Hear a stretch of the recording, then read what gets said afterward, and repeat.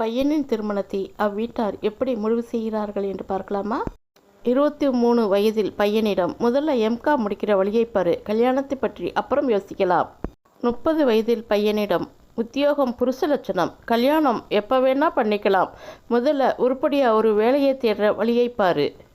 35 வயதில் பையனிடம் 10,000 ரூபாய் சம்பளம் இந்த காலத்தில் நாக்கு வலிக்க கூட காணாதேடா, சம்பளம் கொஞ்சம் உயரட்டும், ஜம்மு ஜம்முன்னு கல்யாணம் பண்ணிடலாம்.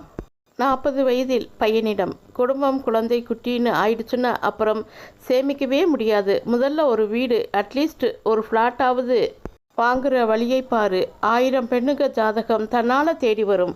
45 வயதில் மகனிடம் கிட்டத்தட்ட அரைக்கிழவன்னு ஆயாச்சு, இனிமே எவடா உனக்கு கழுத்தை நீட்டுவா, அது அந்த காலத்தில் நடக்க வேண்டாமா?